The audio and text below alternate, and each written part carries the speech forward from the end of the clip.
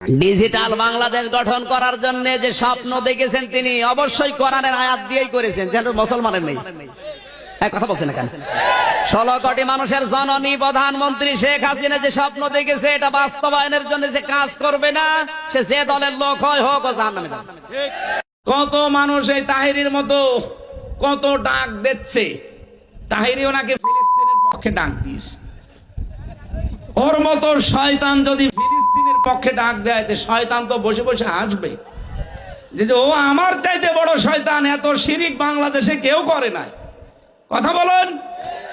আল্লাহর আইন যারা কায়েম করতে চাইতো তাদের 11 জনকে ফাঁসি দিয়েছে। কথা বলেন না কেন?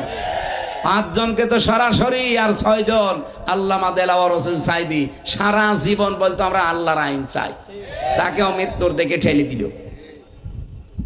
দেখেন অন্য যারা আছে তাদের কিন্তু জালেমরা টার্গেট করে না।